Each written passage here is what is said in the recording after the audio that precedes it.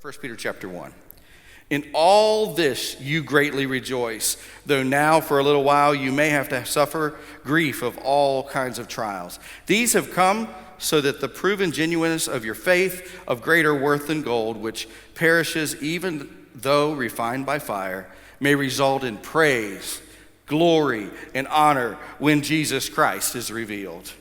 Though you may not have seen him, you love him. And even though you may not see him now, you believe in him and are filled with an inexpressible and glorious joy. Hey, are you filled with an inexpressible, glorious joy today?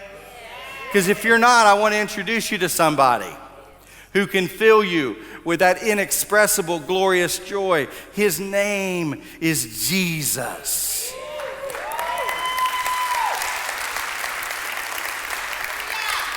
People in our country, in our world, are doing crazy things to be happy. Happiness is temporary. Joy comes from the Lord, who remains the same yesterday, today, and forever. Folks, listen, if you want joy, which is much greater than happiness, right? How many of you have ever experienced a relationship that was okay, tolerable, right? And then you had another relationship that was, woo, yes, that's the one. Would you ever go back to the other way? No. Let me tell you something. God's saying to you, I've got this part of our relationship that is inexpressible.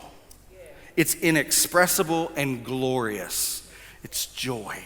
It's unexplainable. It runs over. Your cup runs over, right?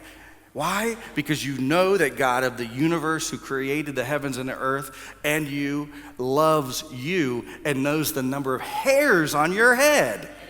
So when you face a trial, you're like, you know this is temporary. You know that flat tire. If you put another tire on, it's going away. You'll roll again. Right? And if you get cancer and you die, what happens? You go to heaven and you keep going. Yes, your family will be without you, but hopefully your testimony was you keep on keeping on. You keep on keeping on, because the God of my life filled me with joy that is inexpressible and glorious. And I am more than an overcomer through Jesus Christ, my Lord. Right? We were not intended to go through these bad times alone. Believers don't go through trials alone. We have wisdom at our disposal, but it's not automatic because we have to ask. You need to ask God when you go through these trials, because God will give you the wisdom. Finally, God intends our trials to become a blessing. Blessed. So beatitude, like in Matthew chapter 5. To be satisfied. Joy is contentment even when trial comes our way. Too many times we've seen people come to know Christ. They're in the church for a while. They've made their profession, and then something happens in their life. And they just don't understand why that happened. Folks, hopefully we live our lives in a way that's transparent enough that we don't look like we live a perfect, easy existence, because that's just not reality. Everyone in this room is facing some kind of trial. The difference is some of us don't view it as an emergency or a crisis. Some of us just view it as another day. It's just life. Let me tell you something. Trials are trials. But if your attitude is that this is my trial and I'm going to overcome,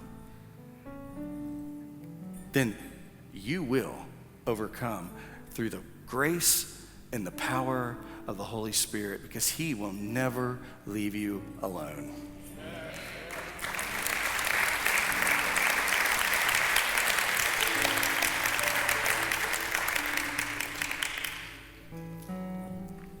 At first, when they first manufactured golf balls, did you know they were smooth? Totally smooth. But they realized that after a golf ball was hit many times and it had all the little dimples and things that the golf clubs would have, the golf balls would have after being hit many times, they went further. So they began to manufacture the golf balls with dimples all the way around so they would fly further. Our lives are like that. We go further because of our trials. We can deal with more because of our trials. We're not delicate because we've had trials. Think about people in your life that have been so sheltered that they've never been able to experience their own problems. Everything becomes an immediate crisis, not a trial, but a crisis. Folks, your trials are meant to be blessings so that you can go further in the kingdom, in this world, with your family, with yourself, so that God can use you in ways that he can't use people who won't accept their trial and learn from their trials. And so the dimples of your life, those little knocks and dings and unique scars that you carry, those are blessings, folks. They will make you a better believer. They'll make you a better follower. They'll make you a better father. They'll make you a better mother. They'll make you a better friend. Why? Because you know something they don't know, that you will overcome. We are not victims as Christians, folks. Why do all these things happen? I can't give you a theological reason why God doesn't stop it all, except that what a boring life that would be if everything was perfect. I don't love challenges, but I love a challenge. Do you know what I'm saying?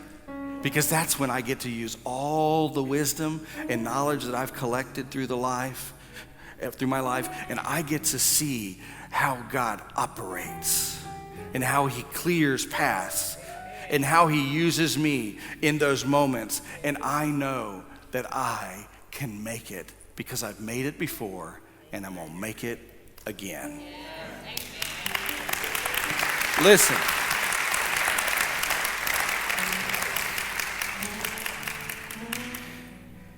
No matter why those things happen, our response has got to be faithfulness to God. Listen, the world needs the church more than the world's ever needed the church. But they don't need the church of the 1970s, of the church of the 1980s. They don't need the church of the 1990s. They need the church of today to be authentic human beings. You are not yet angels walking on the planet, okay? Don't pretend you are. You are just who you are. Own who you are. Take the trials, become better, go further, recognizing that you can go further because of the trials, and help people understand that the trials of life are okay to live through. That they don't need to create triggers as the young people have today that cause them to not be able to function. They need to create triumph. They can triumph over these things. And when we begin to share our experience in life and how God has enabled us, then the world's going to want what we have, because they're going to want Jesus. Because not only are we going to be happy, but we're going to be inexpressibly and gloriously joyful. Yes.